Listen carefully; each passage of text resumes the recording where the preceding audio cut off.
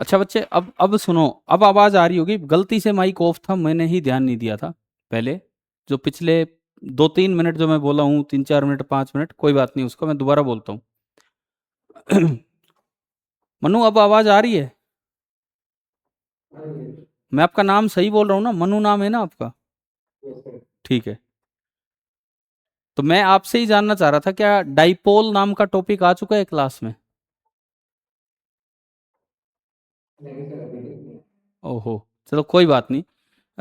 अभी तो मैं यहाँ पे डाइपोल पे हूँ, लेकिन आप हमसे आगे होंगे किसी न किसी टॉपिक में। कोई बात नहीं, डाइपोल से पहले कुछ और आ गया होगा।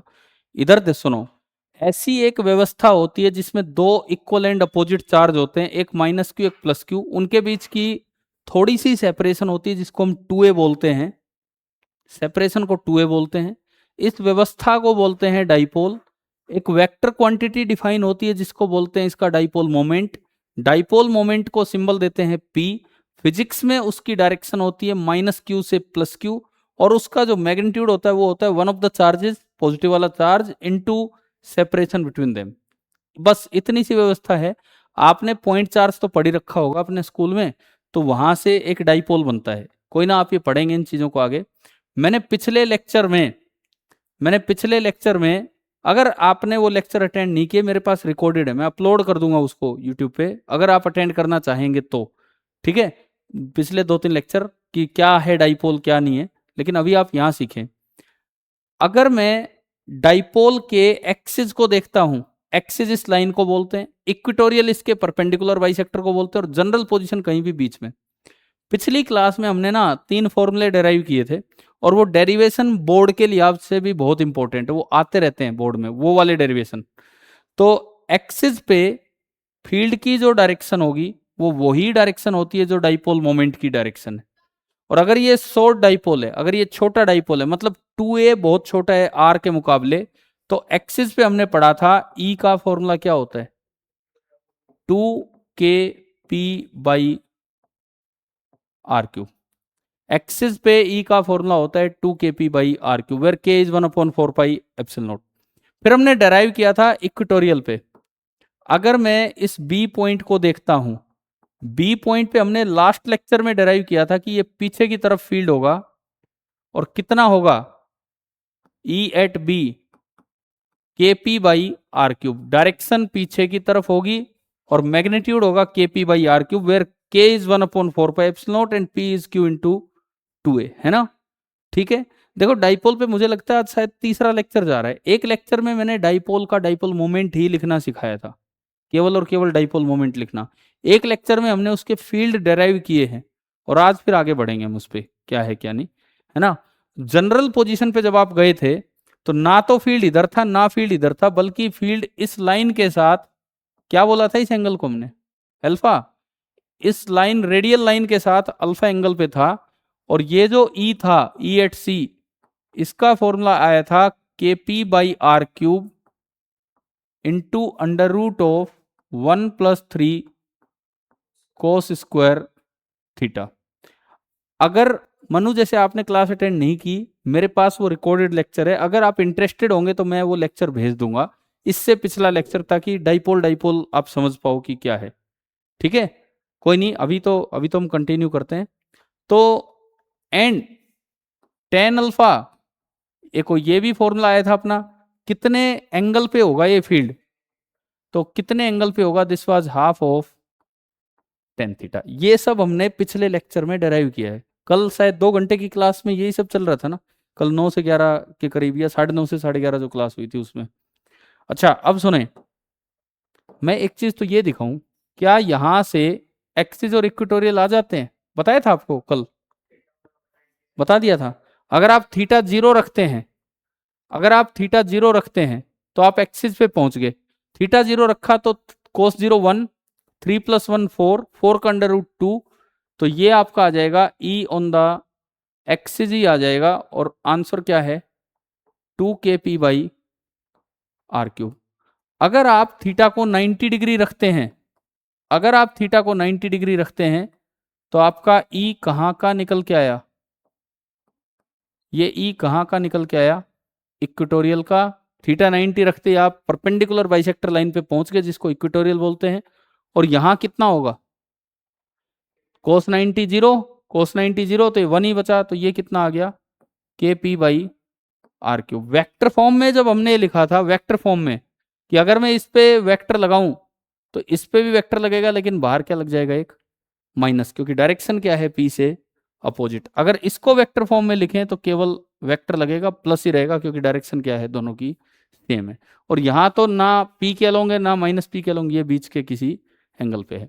मैं जो बच्चे पहले से प्रेजेंट हैं उनके लिए मैं नहीं कहूंगा कि आप ये नोट कीजिए, क्योंकि आपने लिखा हुआ है ये सारा कुछ, है ना। चलें तो आगे बढ़े। ठीक है, मैं आगे बढ़ता हूं। एक सवाल दिया था मैंने आपको करने के लिए, 45 डिग्री वाला दिया था, उस पे आता हूं मैं। हर्ष करके लाए हो? भूल ही गए भाई साहब के, याद ही नहीं कोई क्वेश्चन दे रखा, फिर क्या फायदा हुआ, फिर तो मैं ही करवा दूंगा। एक दिन दिया था कि घर से ट्राई करो। अरे देखो यार, मान लो ये है एक्स एक्सिस, माना मैंने कि ये है वाई एक्सिस। एक छोटा सा डाइपोल रखा था ओरिजिन पे, एक स्मॉल डाइपोल ओरिजिन पे रखा था, जिसका डाइपोल मोमेंट था पी। मेरा क्वेश्चन जो मुझे याद आ रहा है, इस स्मॉल डाइपोल से 45 डिग्री एंगल पे, इस स्मॉल डाइपोल से 45 डिग्री एंगल पे आप किसी आर दूरी पे गए, ये कोई पॉइंट सी है। अब सी पे चाहे कुछ भी नेट फील्ड हो, हमें नहीं पता क्या फील्ड होगा, ई एट सी कुछ भी हो। मैंने ई एट सी नहीं पूछा, ई एट सी लिखने के तो यार डायरेक्ट फॉर्मूले, और वो तो लिखवा भी दिया था आपको, उस दिन ऐसा सवाल भी करवा दिया था। मैंने आपसे ई एट सी नहीं पूछा, मैंने ये कहा था कि आप मुझे ना इस ई के दो कंपोनेंट सेपरेटली बताओ, एक पैरेलल टू डाइपोल मोमेंट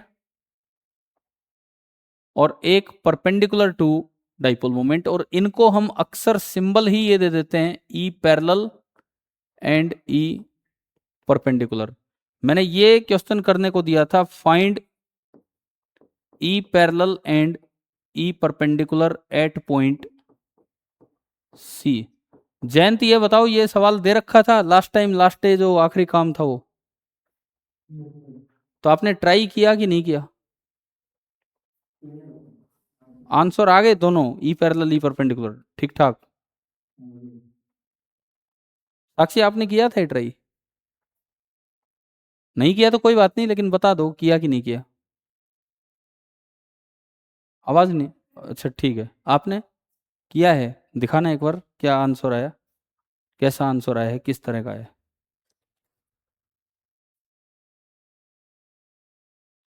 अब इनकी मैं वैल्यू कहाँ से लाऊं, ये क्या आ गई, कोस 27 साइन 27, और ये वो, ऐसे तो ऑप्शन मैच नहीं हो पाएंगे ना फिर हमारे। देखो अब सुनो तो, दिखाओ तो, हो गया तो ये कह रहे हैं कि मेरा अभी हो गया है, दिखाओ 1 मिनट, आंसर क्या आएगा।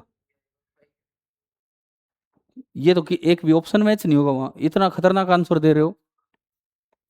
देखो ये पता है मुझे किस तरह आंसर दे रहे हैं। मैंने माना कि ये एंगल अल्फा है,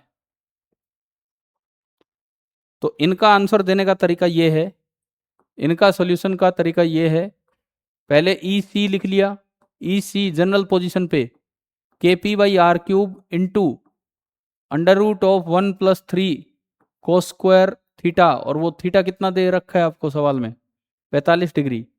आपने फॉर्मूला लगाया जो पिछले पेज का जो फॉर्मूला है, ये लगाया सीधा, है ना। आपने ये निकाला, ये कितना आया, कोस 45, 1/√2 का स्क्वायर 1/2, 3/2 + 1 5/2, तो ये ई सी आ गया √5/2 इंटू के पी बाई आर क्यूब, ये आपका ई एट सी आया। फिर इन्होंने अल्फा निकाल लिया, उसके लिए इन्होंने फॉर्मूला यूज किया, ten alpha is half of tan theta. 1 minute में देखता हूं, मैं तो अभी जो आपका देख के आया था वो है, यानी कि दिस इज हाफ।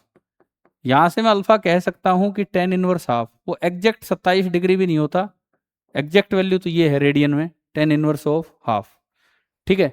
फिर आपने देखा कि इस ईसी ने, अगर ये एंगल 45 डिग्री है तो ये वाला जो एंगल होगा ये भी 45 डिग्री है। अब ये रेडियन में है, टेन इनवर्स लिख देते हो तो रेडियन में है, तो 45 डिग्री रेडियन में कितना होगा, पाई/4 कोरस्पोंडिंग एंगल। तो अब ईसी का कंपोनेंट लोगे तो ये पूरा एंगल है पाई/4 प्लस अल्फा। तो अब अगर मैं बात करूं ई पैरेलल और ई परपेंडिकुलर की, तो ई पैरेलल आएगा ईसी इंटू कोस ऑफ पाई/4 प्लस अल्फा। यानी कि मेरा ई पैरेलल निकल के आया EC √5/2 into kp/r³ √5/2 into kp/r³ into cos of क्या, पाई/4 प्लस अल्फा। अल्फा कितना है, टेन इनवर्स ऑफ हाफ। तो यार ये तो किसी ऑप्शन से तो मैच नहीं हो पाएगा आसानी। अब यहाँ फिर आपको मैथ्स लगाना पड़ रहा है अपना, है ना, कोस टेन साइन। अब ये मेडिकल वाली बच्ची कैसे करेगी इसको आगे, अटक जाओगे आप तो यहाँ पे। इससे आगे ऑप्शन तक नहीं पहुंच पाएंगे ना ये बच्चे। और मैथ्स लगा रहे तो बहुत बहुत टाइम जा रहा है फिर दोबारा उस सारे काम में। अच्छा ये तो आपका आया ई पैरेलल। मैं अभी बताऊंगा आपको तरीका ढंग से, लेकिन जो प्रॉपर, अगर कुछ नहीं पढ़ा है तो हम इस तरह से जा सकते हैं, मतलब कुछ और अलग नहीं पढ़ा है तो। जयंत ये मेथड समझ आ गया यहां तक? अच्छा मनु आपको समझ आ रहा है ये यहां तक मैंने क्या किया है? ठीक है। अब मैं बात करता हूं ई पैरेलल के बाद ई परपेंडिकुलर की। थोड़ा सा मैं ऊपर कर रहा हूं इसको, देख पाओगे ऊपर वाला डायग्राम तो आपको ध्यान है ही। ई परपेंडिकुलर होगा बिल्कुल ऐसे ही, ईसी इंटू साइन ऑफ पाई/4 प्लस अल्फा। समझ गए हो? यानी कि ये आपका होगा ईसी, ईसी तो यही था √5/2 into kp/r³ into sine of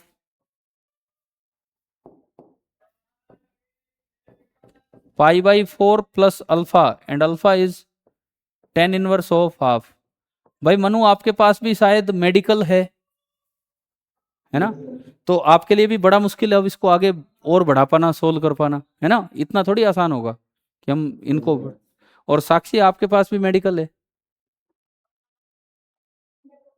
तो ऐसे तो होगा नहीं ना ये क्वेश्चन सोल्व। ऑप्शन एक भी नहीं मिलना इतना खतरनाक तो। फिर भी आप अपने सॉल्यूशन में एक बार, जहां कल वो क्वेश्चन लिखा था उसमें एक बार तो ये ऐड करो। लास्ट यही होगा शायद जो अपने कॉपी में हुआ है, ये इसके बाद कुछ और, इसके बाद दो और थे। अच्छा पहले एक बार ये करो, ये नोट कर लो अगर कुछ नहीं हुआ है तो। ये क्वेश्चन था, मैं इसको फिर ऊपर कर दूंगा, आप ये नोट कीजिए। क्या थे वो दो, वो सेंटर वाले?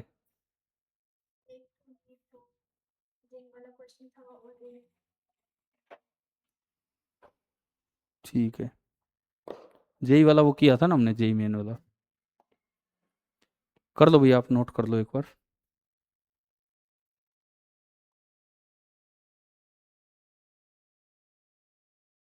वो कर लाए हर्ष, सेंटर ऑफ मास वाले क्वेश्चन? वो परसों दिए थे, कल भी नहीं दिए, परसों दिए थे वो। अब भी देखो आज तक आपने, और मतलब रोटेशन की नोटबुक नहीं मिल रही है आपकी घर पे। सीएम तो लगभग उसके साथ ही है, उससे पहले है। उससे पहले था वो, मैंने पढ़ाया था सीएम। एक मिनट जयंत, समझ ही नहीं आ रहा जयंत, एक मिनट दोबारा बोलो क्या कह रहे हो?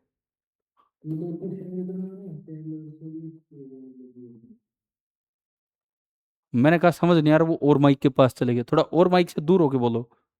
हाँ,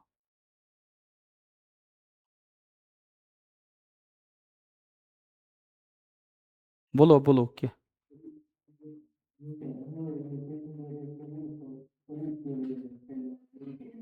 हाँ वही तो कह रहा हूँ मैं भी, कि सॉलिड स्फीयर होलो स्फीयर वाले जो फॉर्मूले, एक बार आपको कुछ भी नहीं करना था, सेंटर मास के फॉर्मूले देखने थे बस, और कुछ भी नहीं करना था उनमें। अच्छा वो हो गए आपके तो हो गए, लेकिन यहाँ तो बच्चे भूल जाते हैं काम करना। अच्छा ये हो गया भाई नोट, मैं इसको थोड़ा आगे कर रहा हूँ, फिर हो गया ना नोट? थोड़ा ऊपर करता हूं, देख लो।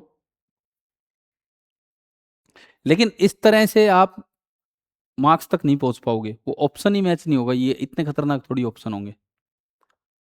तो इसके लिए हम डाइपोल के उन फॉर्मूलों पे चलते हैं जो डायरेक्ट आपको ई पैरेलल और ई परपेंडिकुलर देंगे, ताकि ऐसे सवाल हमसे हों। ठीक है, एक्सिस का हो गया, इक्वेटोरियल का हो गया, जनरल का हो गया। अब जनरल के ई पैरेलल और ई परपेंडिकुलर ये हम सीखेंगे।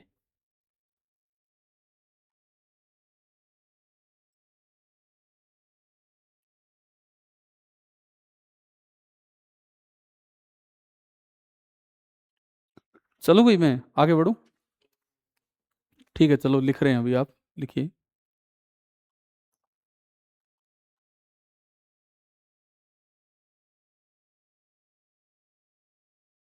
हो गया, जयंत लिख रहे हैं अभी, एक minute.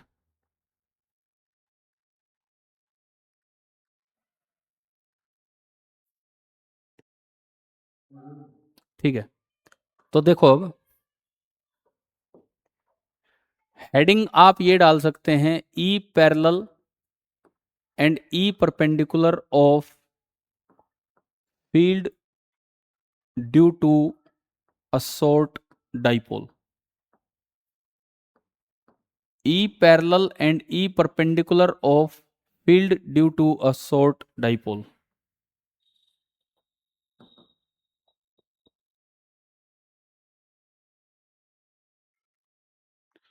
E parallel and E perpendicular of field due to a short dipole, ये देखिए आप,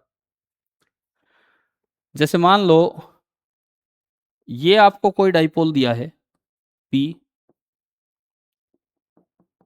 ये कोई पॉइंट है at an angle theta at a distance r, ये आपका पॉइंट है C। अब मैं यहाँ पे डायरेक्ट मैं कुछ ऐसा बनाना चाहता हूँ कि भाई मैं ये जान जाऊं कितना तो इसका E पैरेलल होगा और कितना इसका E परपेंडिकुलर होगा। तो जो नेट फील्ड होगा वो तो क्या होगा, इन दोनों का वेक्टर सम, है ना। वो ईसी नहीं चाहिए मुझे, ईसी का तो मेरे पास पहले से फॉर्मूला है, KP/r³ इंटू अंडर रूट कितना 3, हाँ 3 cos² θ+1 पढ़ा ना, ये आज लगाया अभी, अंडर रूट 3 cos² θ+1। अब मैं तो इन दो चीजों पे जाना चाहता हूं। सबसे पहली बात, जो आपका ई पैरेलल होगा उसका फॉर्मूला है KP/r³ इंटू 3 cos²θ-1। अभी लेके आएंगे, अभी प्रूव करेंगे इसको आगे की तरफ। ये आगे की तरफ करने का क्या मतलब है, देखो बीच में माइनस आ रहा है, बीच में माइनस आने का मतलब है इट में बी नेगेटिव, बीच में माइनस आने का मतलब है कि इट में बी नेगेटिव। और अगर ये नेगेटिव हो गया तो ई पैरेलल आगे ना होके ई पैरेलल पीछे हो जाएगा। ठीक है, ये तब है जब आप ई पैरेलल किधर मान रहे हो, आगे मान रहे हो। तो KP/r³ इंटू 3 cos²θ-1, अभी फॉर्मूला डेराइव करेंगे हम। दूसरा, ई परपेंडिकुलर, ई परपेंडिकुलर का फॉर्मूला होगा KP/r³ इंटू 3 cos θ sin θ।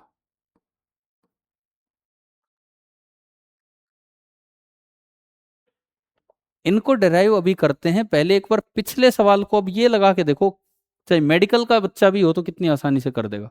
वो 45 डिग्री वाले सवाल को अब आप अप्लाई करके निकालो, ई पैरेलल और ई परपेंडिकुलर। कहीं हमें टेन इनवर्स में नहीं जाना, किसी में नहीं जाना, डायरेक्ट आपका आंसर आएगा।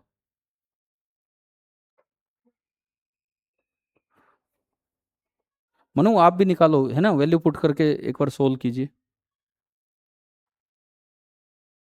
पिछले सवाल में मतलब अगर थीटा 45 डिग्री होता, अगर थीटा 45 डिग्री होता तो ई पैरेलल क्या निकल के आ रहा है यहां से, KP/r³ cos² 45 degree is 1/2, 3/2 minus 1, this is simply 1/2, यानी कि ये क्या आया, KP/r²। कितना आसान आंसर आ गया। आप तो कुछ और बता रहे थे मुझे। तो नहीं, आपने वैल्यू में भी मुझे कुछ और ही बताया था, अंडर रूट में यही आया था। सोल्व किया था आपने उसको। चलो आ गया था, ठीक है। एंड ई परपेंडिकुलर, फिर से ये निकाला। cos 45 1/√2, sin 45 1/√2, 1/√2, 1/√2, 2 हो गया नीचे। तो ये आया 3/2 KP/R³। तो यार आप सोचो, क्या ये उससे कहीं आसान काम हो गया कि नहीं? हम कितना झंझटबाजी में पड़ जाते हैं, कैसे तो उनको सोल्व करते, टेन इनवर्स वगैरह चल रहे हैं और ये सब। अभी आपको एक बार में आंसर मिला। इन सवालों में फंसते हैं बच्चे। बच्चा एक्सिस का फॉर्मूला हर बच्चा याद करके जाता है, इक्वेटोरियल का हर बच्चा याद करके जाता है, जनरल पॉइंट का भी 50% बच्चे याद करके जाते हैं, जनरल पॉइंट का। लेकिन अगर जनरल पॉइंट पे कंपोनेंट निकालने आगे तो फिर तो अटक जाते हैं, वो उन्हीं कैलकुलेशंस में अटक जाते हैं। तो कम से कम हमें ये फॉर्मूले याद रहें। ठीक है।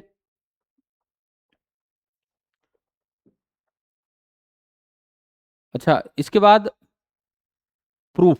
ये फॉर्मूले, ये तो उस सवाल पे हम आ गए स्पेशल थीटा पुट करके। अब मैं आता हूं इन दो फॉर्मूलों के प्रूफ पे, ताकि आपको पता भी रहे कि ये आए कैसे हैं, कोई झंझटबाजी ना अटके इनमें। देखो, प्रूफ क्या है। ये एक डाइपोल है जिसका डाइपोल मोमेंट है P।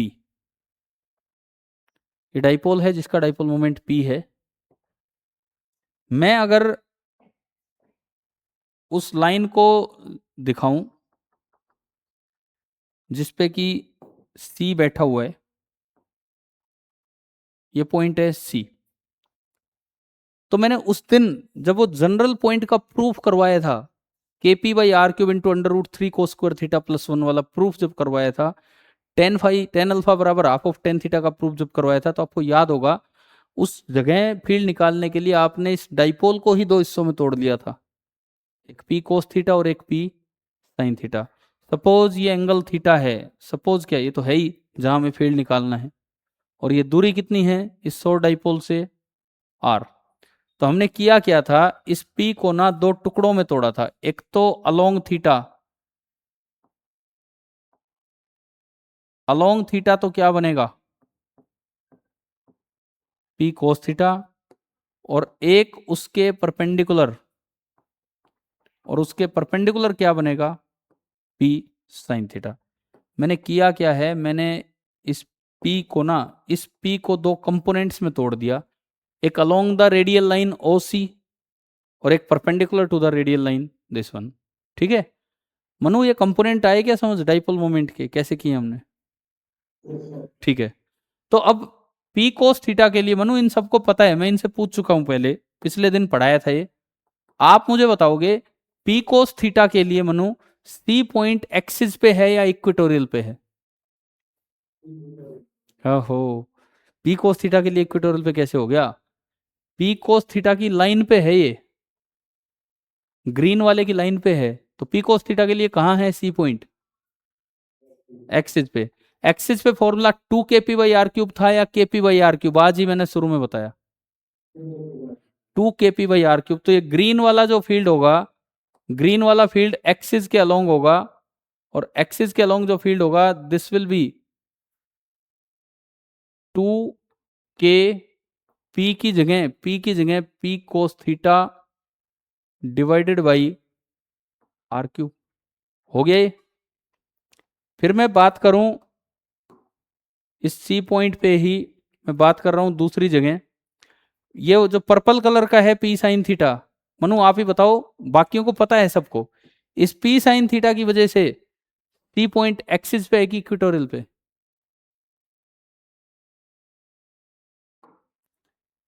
बोलो। हाँ बिल्कुल, इसके परपेंडिकुलर बाइसेक्टर पे है। इक्वेटोरियल पे जो फील्ड होगा वो पीछे होगा, P से अपोजिट होगा। इक्वेटोरियल पे जो फील्ड होगा वो इससे पीछे होगा। आर डिस्टेंस दूर, क्या था फॉर्मूला, 2 KP/R³ या KP/R³? KP/R³ और P की जगह है P sin थीटा। तो ये वाला, मक्खी परेशान करती हुई भाई, अरे यार उड़ जा।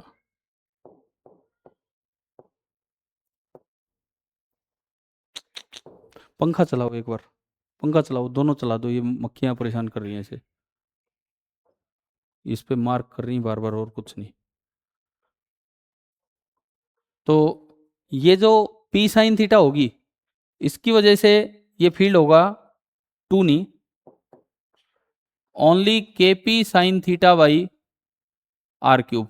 अच्छा, इनका रिजल्टेंट तो बच्चों हम पिछली बार निकाल ही चुके हैं, अब इनके रिजल्टेंट पे मत जाओ। अब आपको जो चाहिए ना, आपको चाहिए एक तो पैरेलल कंपोनेंट, और एक क्या चाहिए, परपेंडिकुलर कंपोनेंट। मैं ई पैरेलल और ई परपेंडिकुलर, तो आप टुकड़ों के टुकड़े करो, इसके भी 2 टुकड़े करो और इसके भी 2 टुकड़े करो, और फिर निकालेंगे ई पैरेलल और ई परपेंडिकुलर, और उससे ना फिर ये फॉर्मूले आ जाएंगे, ताकि हम टेन इनवर्स के चक्कर में ना पड़े उन सवालों में।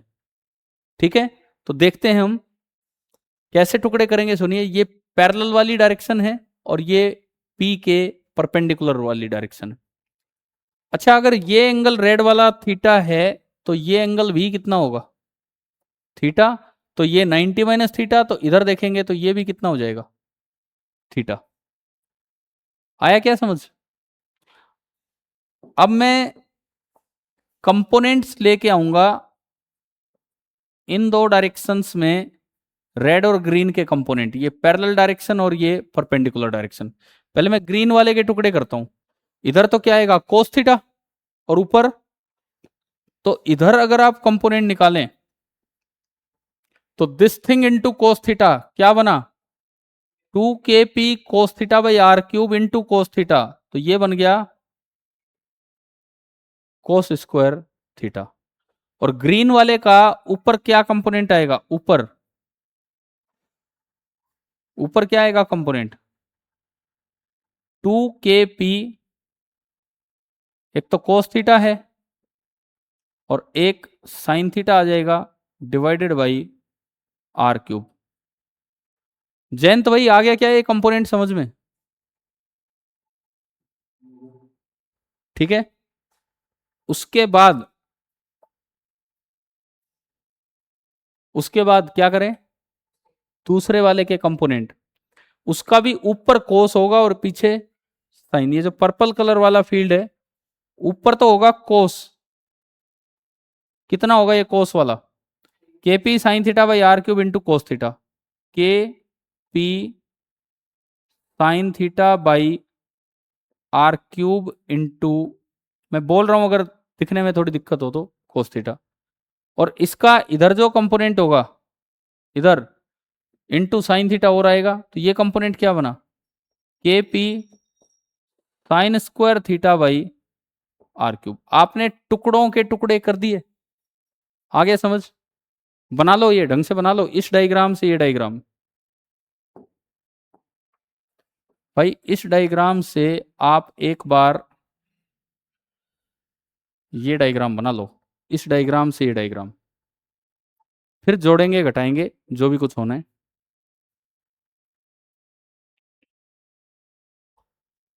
ये अदिति तो आगे से अब हमारी क्लास नहीं ले पाएंगी, उनके पापा का मैसेज फोन आया था, उन्होंने गुड़गांव में कोई अलग से ज्वाइन कर लिया, ऑफलाइन तीनों सब्जेक्ट का कुछ उधर कोई कोचिंग वोचिंग इस तरह की।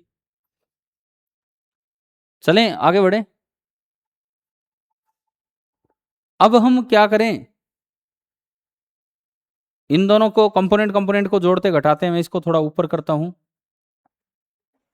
हाँ भाई, इसको देखो, अब अगर मैं इससे अगला डायग्राम बनाऊं इससे, तो मैंने ये लिया एक्स एक्सिस, और मैंने ये क्या लिया, वाई एक्सिस। एक्स को तो मैं बोल रहा हूं पैरेलल, और वाई को मैं क्या बोल रहा हूं, परपेंडिकुलर। ठीक है, एक्स वाई मैंने वैसे ही बोल दिए। अगर मैं उस साइड देखता हूं, पहले मैं इधर देखता हूं, इधर बताओ नेट फील्ड क्या आ रहा है, इस डायरेक्शन में नेट फील्ड क्या आ रहा है बताओ। ये जुड़ गए, सेम है, एक जैसे ही हैं, जुड़ जाएंगे। तो ये क्या हुआ, 3kp cos theta sine theta by are cube, 3kp cos theta sine theta by are cube. Tushar आज का लेक्चर बाद में लेंगे, मैं ये अपलोड करूंगा, उसके बाद वो ले पाएंगे, आज वो कहीं बाहर हैं।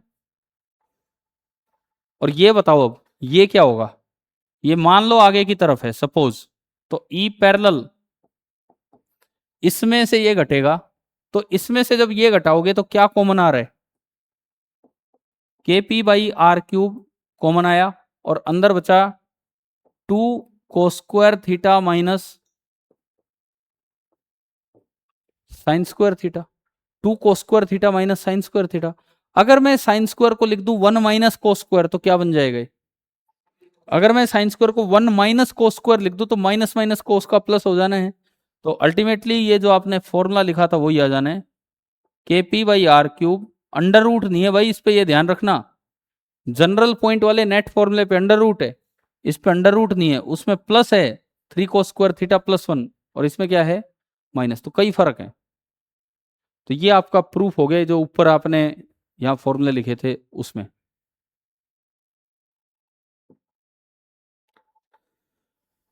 अच्छा मनु ये बताओ आपके आजकल क्या चल रहा है इलेक्ट्रोस्टैटिक्स में, आजकल क्या टॉपिक चल रहे हैं?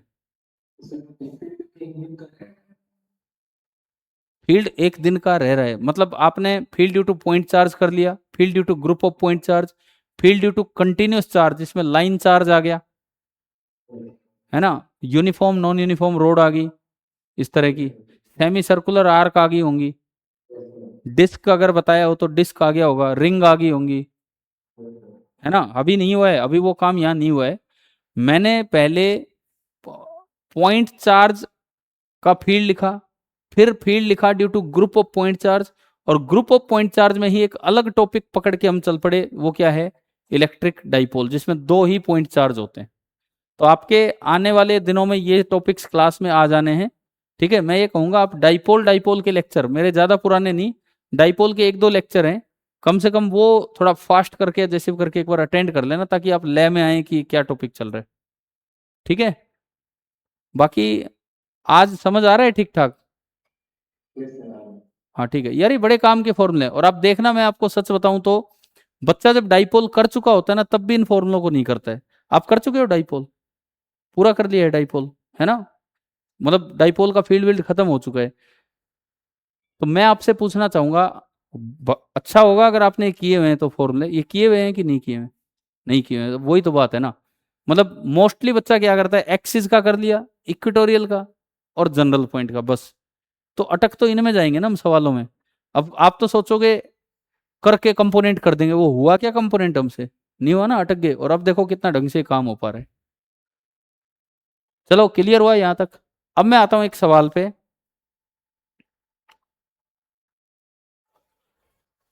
मेरा क्वेश्चन ये है, ये एक शॉर्ट डाइपोल है,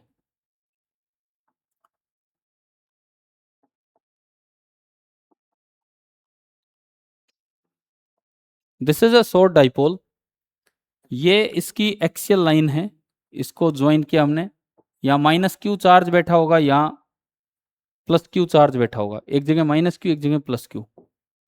आप यहां कहीं गए एट सम एंगल थीटा, और यहां जाके जो फील्ड है वो नेट फील्ड इधर कहीं है, this is E C. Question ये है,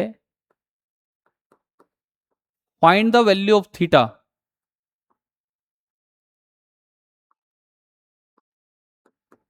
अगर सी पॉइंट पे जो ई है वो परपेंडिकुलर है डाइपोल मोमेंट के, अगर सी पॉइंट पे जो ई है वो परपेंडिकुलर है डाइपोल मोमेंट के, तो आपको ये बताना है कि किधर होगा, कीजिए ट्राई।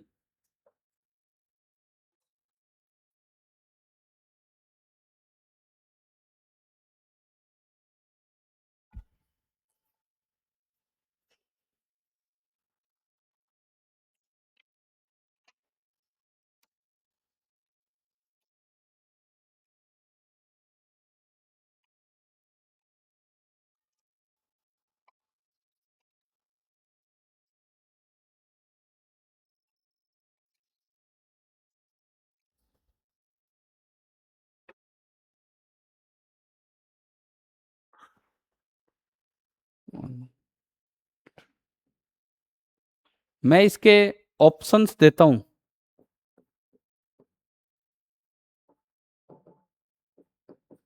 आप ट्राई कीजिए, मैं लिख रहा हूं ऑप्शन। ये रेडियन में है सारे ऑप्शन।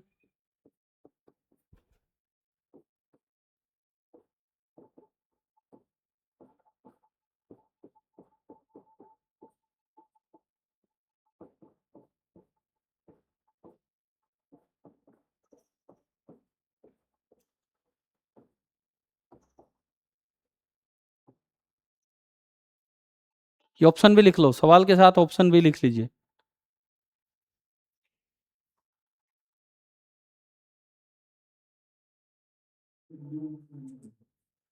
अच्छा ठीक है, देखते हैं, अभी हम करते हैं।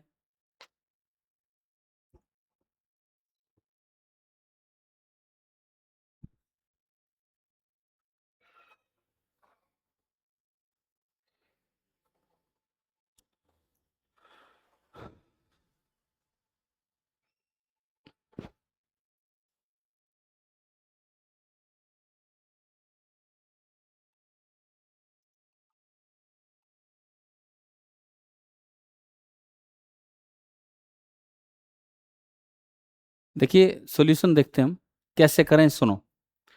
एक जनरल शुरुआत जो होती है, जनरल शुरुआत इसकी, हमें दिख रहा है, हमें दिख रहा है कि एट पॉइंट सी अगर वो ई पूरा पूरा उधर है तो ई पैरेलल कितना हो जाना है? है ना? एक चीज दिमाग में आनी चाहिए ना, अगर ई पूरा परपेंडिकुलर हो गया है तो ई पैरेलल कितना हो जाएगा? 0। साक्षी समझ आ रहा है ये कैसे किया हमने? तो अगर आप ई पैरेलल, हाँ अगर आप ई पैरेलल 0 करें तो 3 cos² θ - 1 कितना हो गया? 0। तो cos² θ आया 1/3, cos θ आ जाएगा +-1/√3। Since theta is acute, first quadrant में है, दिख रहा है हमें डायग्राम से, फर्स्ट क्वाड्रेंट में है, तो इसका मतलब cos θ पॉजिटिव होगा। तो cos θ तो आ गया 1/√3। तो इसका मतलब थीटा क्या आएगा? cos inverse of 1/√3। महिमा जी समझ आया? तो आंसर बताओ।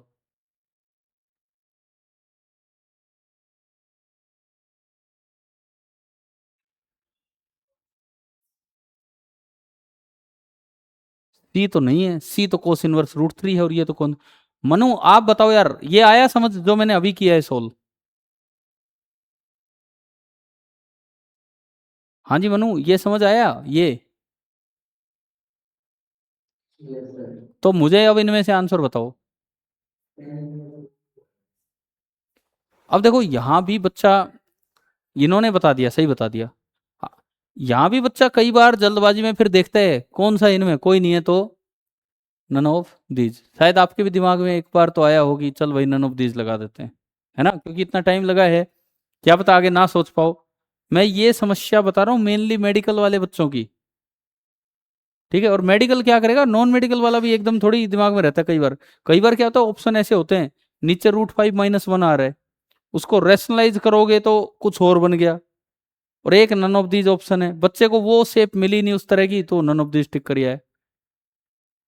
जयंत याद है ना? ऐसी तो किसी ने पूछा भी था मुझसे एक दिन, पता नहीं आपने या किसी ने, है ना? हाँ तो ये ध्यान रखना। अब सुनो, कोस इनवर्स वाला तो मैच नहीं हुआ, तो क्या टेन इनवर्स में है क्या कोई? साइन इनवर्स, टेन इनवर्स, तो अब आप ऐसे में क्या किया करो, ऐसे में अब सुनिए, तरीका सुने। ऐसे में हमें क्या करना है, अगर ये मैच नहीं हुआ तो अब क्या करना है, आपने यहां से कोस थीटा निकाल लिया। कोस थीटा कितना आ गया? 1/√3। आपने एक राइट एंगल्ड ट्राइंगल बना ली जिसमें कि कोस थीटा होगा बेस अपॉन हाइपोटेन्यूज। तो आप इसका परपेंडिकुलर निकालो पाइथागोरस से। √3 का स्क्वायर -1 का स्क्वायर, 3 - 1 2, तो क्या आया ये? √2। तो आपने यहां से अगर जरूरत होती साइन इनवर्स की तो मैं साइन थीटा निकालता। साइन थीटा कितना है? √2/3 3, मतलब यही एंगल आप लिख सकते हैं, यही same angle sine inverse of root of 2/3। ठीक है, या फिर अगर मैं टेन थीटा निकालूं यहां से, तो टेन थीटा कितना आ रहा है, परपेंडिकुलर अपॉन बेस √2/1, तो यही सेम एंगल आपका क्या हो गया, टेन इनवर्स ऑफ √2। तो हमारा आंसर क्या बना, सेकंड। तो थोड़ा सा ये गणित भी हमें पता होना चाहिए कहीं लगाने के लिए। मनु आपने सही बताया था शायद यही कि, हाँ जी क्या कह रहे हो, दोबारा बोलो।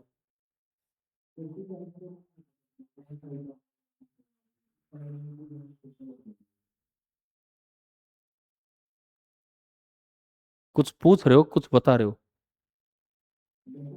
हाँ दोबारा बताओ, मैं समझने की कोशिश करता हूँ।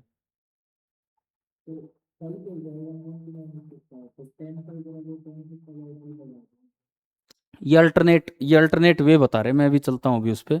ये एक और अल्टरनेट वे बता रहे कि डायरेक्ट 10 तक कैसे पहुंचे हम। चलो मैं दोबारा, ये हो गया ना सभी का, ये लिख लेना ये चीजें कि कैसे करते हैं। अगर नहीं लिखा है तो एटलीस्ट एक बार ये लिख लो कि इस तरह से ऑप्शन आए तो क्या। अब जो जैन अल्टरनेट वे बता रहे मैं उस पर चलता हूँ, जिससे कि आंसर पहली बार में 10 इनवर्स में आएगा।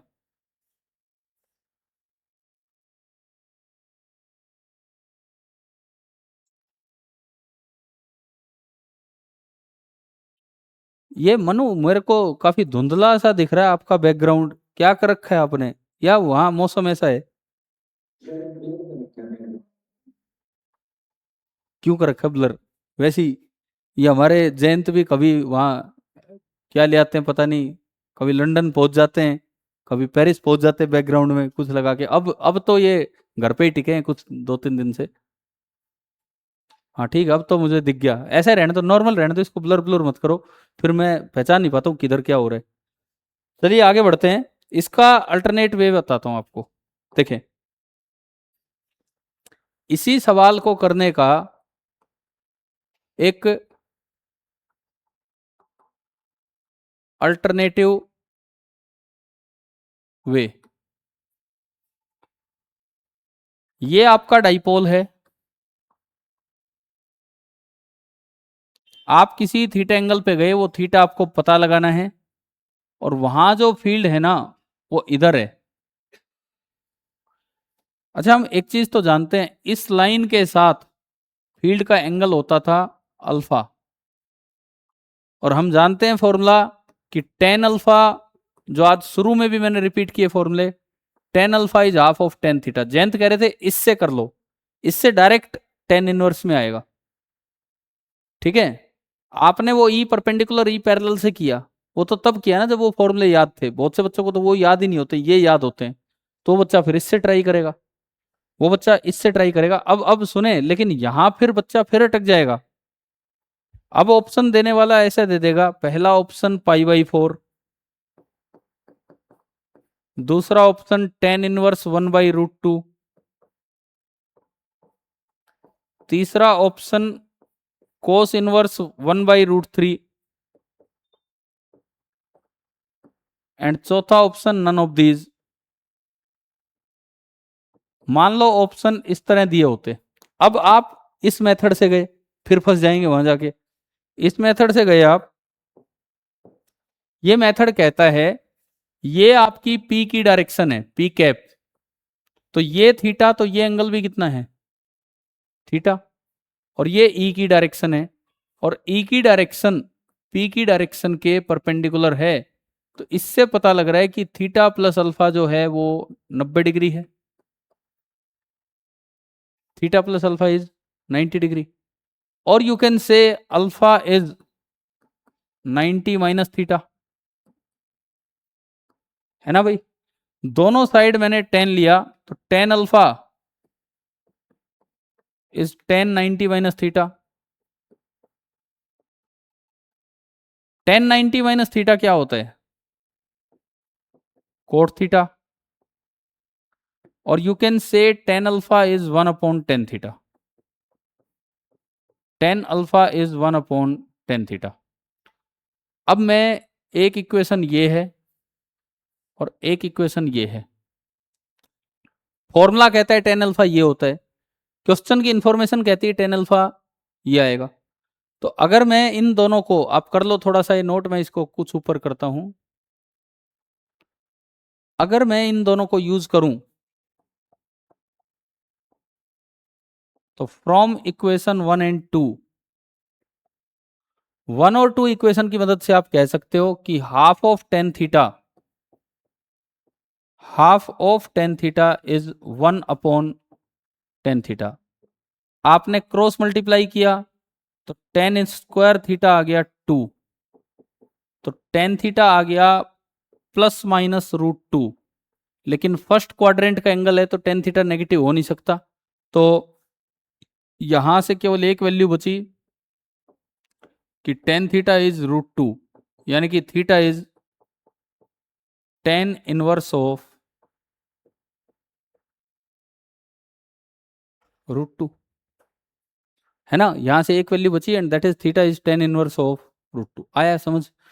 अब अगर वो वाले ऑप्शन होते तो पहली बार में आंसर आ रहा है, या फिर बच्चा फंस जाता है मेडिकल वाला, टेन इनवर्स √2 आ गया और इनमें एक भी टेन इनवर्स √2 नहीं है, तो उसको सबसे अट्रैक्टिव ऑप्शन लगता है क्या, नन ऑफ दीज, है ना। तो ये इतनी इतनी गलतियां नहीं, मतलब इतना सवाल सोल्व करके भी ऑप्शन में मत कंफ्यूज होना। मुझे तो उन बच्चों के लिए बहुत दुख होता है जैसे कई बार मैथ्स की वजह से ऑप्शन में फंसा देते हैं। और जेई वाले तो यार एक और चाल खेलते रहते हैं। ये जैसे अभी 2026 जनवरी के पेपर हो रहे हैं, ऑप्शन नंबर 1 2 3 4, 1 ऑप्शन में लिखा है 4, 2 ऑप्शन में लिखा है 3, 3 ऑप्शन में लिखा है 2, 4 में 1। अरे भाई वो इतना दिमाग लगा के सोल्व कर रहे हैं वहां, मान लो क्वेश्चन अच्छा है, उसका 4 आ गया, आंसर 4 आ गया, और वो 4 लिखा हुआ कौन से नंबर पे है, पहले ऑप्शन पे। अब काफी चांस है कि जल्दबाजी में वो ऑप्शन 4 को टिक कर जाएगा। कई सवालों में इन्होंने ऐसे फंसा रखा है। तो मतलब आपकी केवल फिजिक्स केमिस्ट्री मैथ्स की ही स्ट्रेंथ नहीं देख रहे, मेंटल स्ट्रेंथ भी देख रहे हैं कि कम से कम ऐसे माहौल में वो ठीक से दे पा रहा है कि नहीं। ठीक है, जेई नीट में इन बातों का बड़ा ध्यान रखना है आपको। एक और नीट वाले कहाँ फंसते हैं बताता हूँ। नीट में बहुत कॉमन है, ऊपर लिखा रहेगा 1 2 3 4, फिर option A 1 and 2, option B 2 and 3। समझ गए हो। अब एक एक जो मिस्टेक बच्चा करके आता है, वो जल्दबाजी में लगा हुआ है काफी सवाल करने, वो 4 स्टेटमेंट पढ़ते ही नहीं, मतलब 4 जो चीजें लिखी हैं उसने पूरी सिचुएशन पढ़ी, सोल्व किया, बोले 1 आ गया, 1 आते ही उसमें क्या भर दिया, 1। अरे वो ये देखना भूल गया 1 जैसे 4 थे, और असल में खाली एक ही करेक्ट नहीं, 1 और 3 भी करेक्ट हो सकता था, और नीचे ऑप्शन क्या था, 1 एंड 3। तो कम से कम ये ध्यान रखें। और नीट वालों को फिर भी पेपर पेन पे होता है, जेई वाले यहाँ गलती क्या करते हैं, एक स्क्रीन पे पूरा क्वेश्चन नहीं आ पाता कई बार, वो 1 2 3 4 पे स्क्रीन खत्म हो रही है, और उसके नीचे आने थे ऑप्शन 1 एंड 2, 2 एंड 3, वहां तो पूरे पूरे चांस है कि बच्चा गलती कर जाएगा वहां पे। तो कम से कम आप इन सिली मिस्टेक से दूर रहें अपने एग्जाम में। अगर आप कॉन्सेप्चुअली क्वेश्चन कर रहे हैं तो फिर ढंग से भरें। अब बताना, तो इसको फिर दोबारा अगर मैं करूं तो टेन थीटा √2, तो मैंने फिर अपनी ट्रायंगल बनाई, टेन थीटा होगा परपेंडिकुलर अपॉन बेस, तो ये कितना होगा, पाइथागोरस से ये √3। तो यहां से अगर आप कोस थीटा निकालेंगे तो कोस थीटा कितना आ गया, 1/√3। तो इस बार आंसर क्या आ जाएगा, कोस इनवर्स ऑफ 1/√3। हाँ जी, ये जो मैंने बीच में 2 4 मिनट कुछ बातें आपसे की हैं, 2 4 मिनट, वो इस बारे में की हैं कि सिली मिस्टेक्स ना करें, तो उसका जरूर ध्यान रखें आप। ठीक है, खासकर जो रैंकर्स होते हैं वो ये गलतियां नहीं करते, नहीं तो रैंक कहाँ आ पाती, फिर वो भी खाली सिलेक्शन ही लेके जाते। चलो ये कर लो नोट, अगर ये मेथड भी नहीं लिखा है तो एटलीस्ट अल्टरनेटिव वे बना के लिख लीजिए।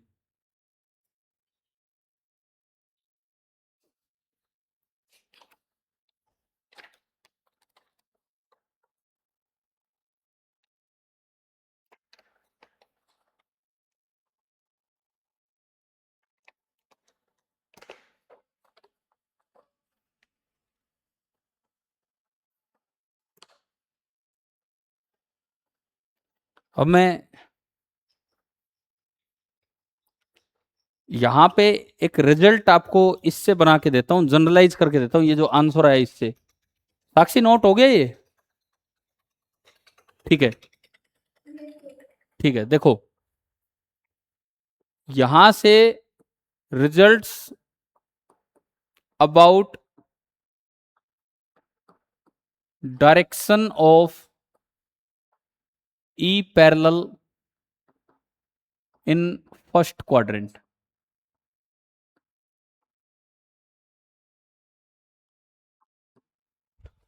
Results about direction of E parallel in first quadrant. मैंने एक सर्कल बनाया, ठीक है, बिल्कुल इसके सेंटर पे एक पॉइंट डाइपोल रखा है, बिल्कुल इसके सेंटर पे आगे की तरफ वो ओरिएंटेड है, और मैं केवल फर्स्ट क्वाड्रेंट की बात कर रहा हूं, मैं बाकी को ना इरेज कर रहा हूं। बस मैंने केवल फर्स्ट क्वाड्रेंट की बात की, आप इरेज मत करना, अगर बना दिया है तो ठीक है, कोई बात नहीं। ये है, अभी अभी हमने एक चीज देखी कि अगर मैं एक पर्टिकुलर एंगल पे जाता हूं, एक पर्टिकुलर एंगल पे, ये कोई फील्ड लाइन नहीं है, ये जस्ट शेप है, एक पाथ है। अगर मैं ये एंगल लूं theta naught, where theta naught is tan inverse of √2, तो यहां पे जो नेट फील्ड होगा वो बिल्कुल परपेंडिकुलर होगा पी की डायरेक्शन के। तो एट थीटा नोट बराबर this, E vector is perpendicular to P, यानी कि E dot P, E dot P कितना होगा, 0। पहली बात तो ये। अब आप सुनिए, अगर आप इससे कम एंगल पे जाते हो, theta less than theta note, तो ये जो फील्ड होता है ना, ये फील्ड थोड़ा सा उधर, मैं फिर आपको आगाह कर रहा हूं कि ये फील्ड लाइन नाम की चीज मैंने नहीं बनाई है। कभी सोचो हम पढ़ेंगे फील्ड लाइन, फील्ड लाइन पढ़ने के बाद पता लगेगा फील्ड लाइन पता है तो उसके टेंजेंशियल फील्ड होता है, ये फील्ड लाइन नहीं है। ये तो मैं एक पाथ बना रहा हूँ, फील्ड में एक पाथ बनाया है मैंने, कोई एक रास्ता दिखाया है। यहां अगर आप थीटा लेस देन ये करते हो, पी अगर मैं बार बार दिखाऊं तो यहां पी कैप इधर था, यहां भी पी इधर होगा, और ये जो आपने बनाया है ये ई वेक्टर है, ये इस जगह का ई वेक्टर है। तो आप देखो ये एंगल एक्यूट है कि ऑब्ट्यूस है, एक्यूट मतलब ई पैरेलल पॉजिटिव होगा, आगे की तरफ होगा। तो दूसरा अगर मैं रिजल्ट बनाऊं, at theta less than theta naught, E parallel is positive, इसका मतलब है ई डॉट पी, ये मैंने क्या लिखा है पॉजिटिव, तो ई डॉट पी एक्यूट एंगल का कोस प्रोडक्ट क्या आएगा दो वेक्टर्स का, कोस थीटा पॉजिटिव हो जाएगा, ठीक है। अच्छा मैं ग्रीन वाले में अगर लिखूं, ग्रीन वाले में ई पैरेलल बिल्कुल कितना हो गया था, 0। और अब मैं एक और जगह चलता हूं, किसी ऐसी जगह जहां पे theta greater than theta note है, तो यहां अब फील्ड ना कुछ इधर हो जाता है, यहां अब फील्ड कुछ इधर हो जाता है। और अगर आप पी की डायरेक्शन की बात करें तो पी तो आगे ही है, तो ई और पी के बीच का एंगल कैसा हो गया है, ऑब्ट्यूस। तो तीसरी बात जो है ना, तीसरी बात, वो तीसरी बात है कि at theta greater than theta naught, अगर थीटा नोट क्या है वो ऊपर लिखा हो, ये रिजल्ट है जो हमें याद रखना है। जब आप वो जो फॉर्मूला लगाओगे ना ई पैरेलल का, KP/R³ इंटू 3 cos² θ-1, तो वो नेगेटिव आएगा। cos थीटा वहां से नेगेटिव आने का मतलब है, ई पैरेलल नेगेटिव आने का क्या मतलब है, ई पैरेलल नेगेटिव आने का मतलब है फील्ड आगे नहीं बल्कि फील्ड पीछे। मतलब देखो ना इसका कंपोनेंट ई पैरेलल किधर आएगा, पीछे की तरफ आएगा। और ऐसे केस में अगर आप ई डॉट पी करोगे तो वो क्या आ जाएगा, नेगेटिव। तो क्या आप डायरेक्शन ऑफ पी पैरेलल के बारे में ये 3 रिजल्ट अपने याद रख लेंगे, बना लो ये।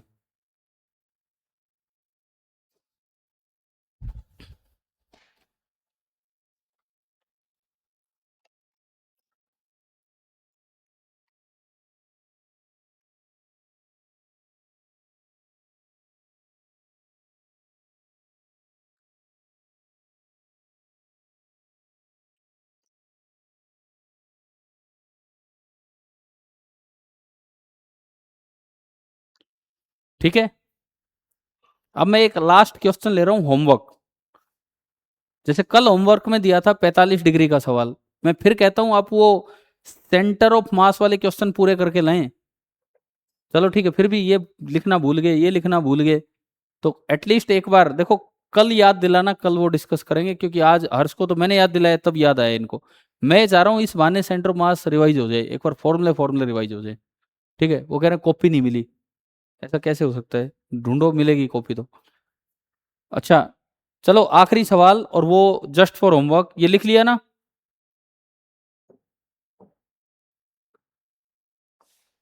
भाई आप लोगों ने बहुत सारे फॉर्मूले पढ़ लिए, अब तो मैं डाइपोल का कहीं भी फील्ड निकाल सकता हूं। ठीक है, तो एक सवाल लिखो इसी पे, ये जो डाइपोल के फील्ड के बारे में ही। There is a short electric dipole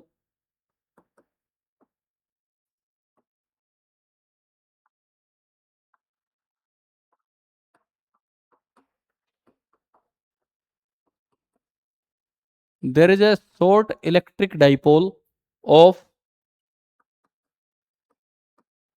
dipole moment P बराबर 3 I cap coulomb metre. Dipole moment दिया है 3 I कैप कूलाम मीटर। इसका मतलब समझ गए हो, एक्स एक्सिस की तरफ 3 कूलाम का डाइपोल मोमेंट है। ठीक है, it is placed at the origin, ये कहां रखा है हमें बता दिया गया है, इन ए रेक्टेंगुलर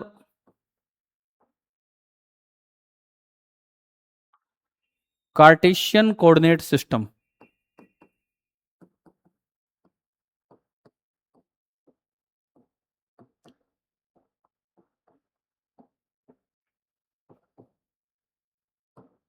हमें यह बता दिया गया है कि ये कहां रखा है, ओरिजिन पर रखा है। रेक्टेंगुलर कार्टेशियन कोऑर्डिनेट सिस्टम मतलब एक्स वाई और जेड। ठीक है, अब ये सब कुछ एसआई यूनिट में चल रहे। Find the electric field intensity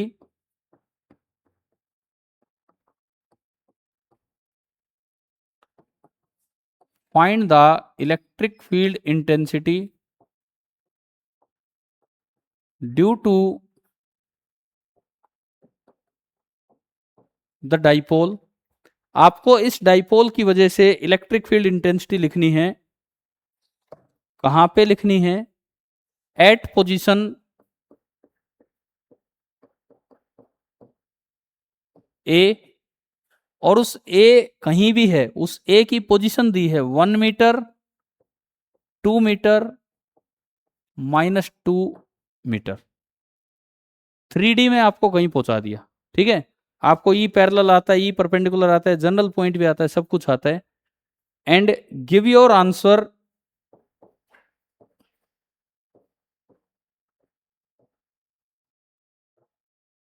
in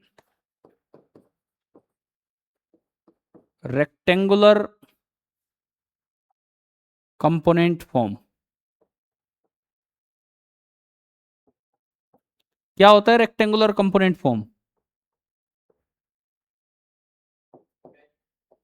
इसका मतलब होता है यूजिंग, आपको आंसर ऐसे देना है, आई कैप, जे कैप एंड, जैसे 3 I cap plus 4 J cap minus 2 K cap Newton पर कुलाम, इस तरह से आंसर देना।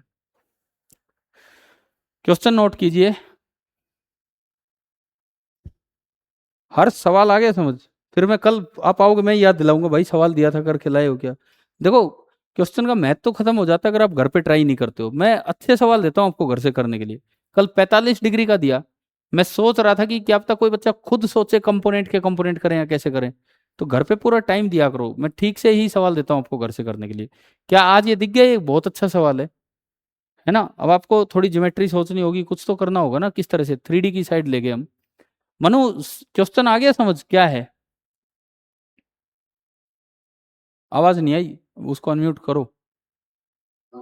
अच्छा सुनो मनु, क्वेश्चन तो आ गया समझ, आज जितना डाइपोल के फॉर्मूले आए वो सारे समझ तो आ गए है ना, चाहिए उनके प्रूफ आपने नहीं किए हैं, है ना। तो अब आप एक बार इस पे समय लगाएंगे और इसको कोशिश करेंगे, हो जाए तो, नहीं होता है तो हम कल करते हैं फिर ये काम, ठीक है। कल भी क्लास शाम को ही होगी, मोस्ट प्रोबेबली इसी टाइम होगी जो टाइम है, नहीं तो ग्रुप पे आपके टाइमिंग आ ही जाते हैं। और तुषार बच्चे आप बाद में कर लेंगे, तो मेरा लेक्चर देख रहे होंगे, कोई डाउट हो तो इसमें मुझसे फिर पूछ लेना, ठीक है भाई। चलिए ऑफ करते हैं आज की क्लास, थैंक यू।